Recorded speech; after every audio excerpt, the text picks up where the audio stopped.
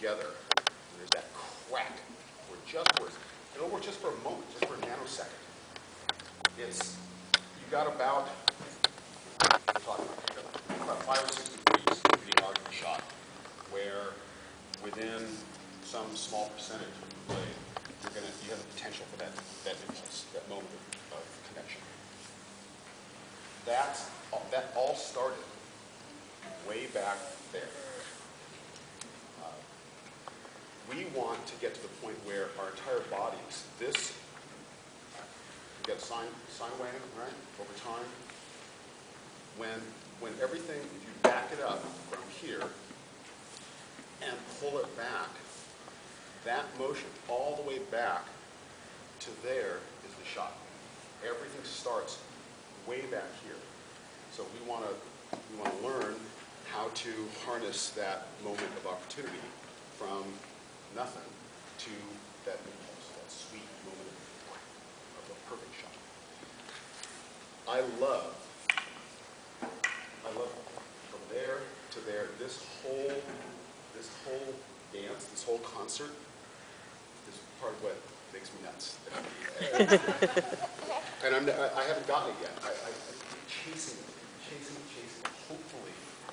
Hopefully I'll get it at some point before I die.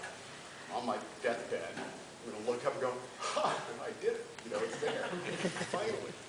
But I've been fighting since 77. More or less actively. And it's not there yet. We've got a lot to learn. These little iterations, these classes, and people like me and you, as you learn and pass on your knowledge, at some point, we're going to, I think, maybe get it. We're not there yet. And I'm so looking forward to somebody all of a sudden being able to say, oh, this is how you do it. So everything, the entire motion comes from the ground up. Okay? Your length of sword is, think about it, we all have techniques and we all have styles, and the swords are longer or shorter. The length of the sword, when you work your technique, is an extension of the bullwhip that goes down to the ground. So think about how that sword creates a motion that is from the tip to the ground. Some of the exercises that I like to play with to figure this out is you've got a frequency. It's like anything that cycles, right? Every shot, every motion is like the beat of a dance. So how long or short that beat is changes the tempo of the dance. So when you're playing with the stroke of the shot, think about the tempo behind it. And when you walk down the street, you've got a tempo in your step. How many of you think about fighting when you're walking? I was commuting about 20 years ago in the Bay Area, and I was behind somebody in traffic. And I realized, oh my God, that's an SA fighter. Just he's sitting in traffic, and you just tell he's going through his little motion, and wow, that's absolutely, that's an SA fighter. I popped my horn, and he looked at me like,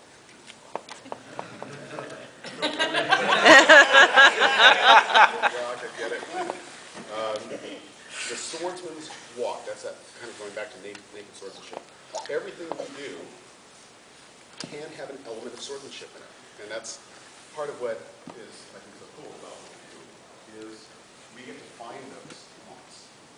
Like right now, I'm standing here and talking and facing, and I'm fighting. You're fighting.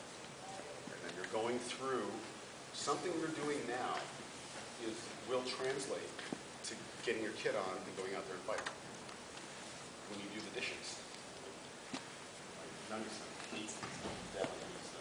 He's 6'9", and a rugby player who hates SCA fighting. Thank you. got him in the armor super early. And he walked up to his first tournament and served the orange.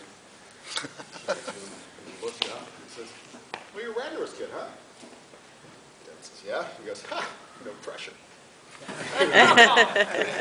And Tim was like, "I'm going to do something else." But the point of this story is that even he embraced the idea that if everything we do, there's an opportunity for swordsmanship. Swordsmanship is so cool. It's so visceral. It's so basic. If you're a good skater or dancer or essayist, there's swordsmanship in what you do. So when we're sitting right now and I'm standing, there's some swordsmanship going on. So hopefully at the end of today, we're going to come out of this and kind of see some swordsmanship in places that we didn't see it before.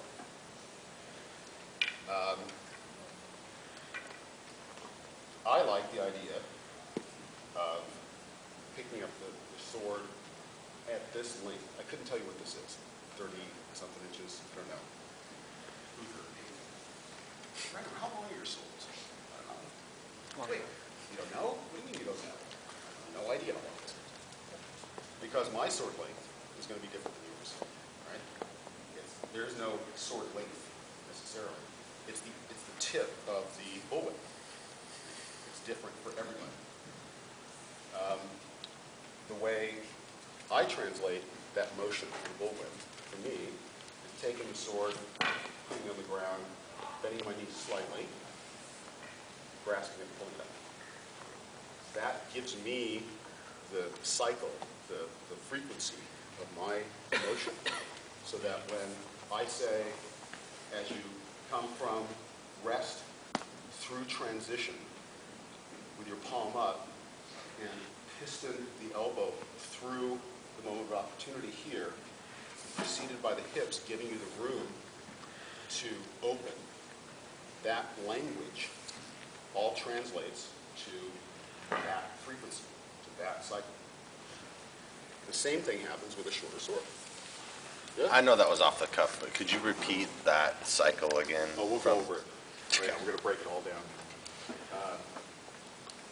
The shorter sword or a longer sword, all those principles, all those fundamentals, all happen. They happen if we do it right. I think they just lengthen the cycle a little bit. It still translates the same fundamentals if you do it right. I hope we're doing it right. So it doesn't matter the length of the sword. The point of this diatribe is that the length of the sword is completely secondary if we give ourselves a fundamental that starts from the ground, that thinks about a bullwhip. One of the ways we practice is in your head at least, and you can actually do this, is roll up a wet towel. And do your slow work, do your cycle with a wet towel. And if you can do it, then you're doing something right. If the wet towel, if you realize the shot doesn't work with a wet towel, then you want to think about that shot again. Because you're wasting energy, you're wasting opportunity. You're not using every bit of the flow of the cycles that you have available to you. When you're doing that with wet towel, at what point do you know you're doing it? Does it wrap around and grab it perfectly? Or is it? Yeah, it's less, see, that's good. Recoil is a variable. You want to eliminate as many variables as possible. Okay? You want to be able to predict, define, and control the motion that you're responsible for. And if you are depending on things like recoil or bounce, or my sword has to be this weight or this length, you're giving up opportunities to master that flow, that moment. So if you think about a heavy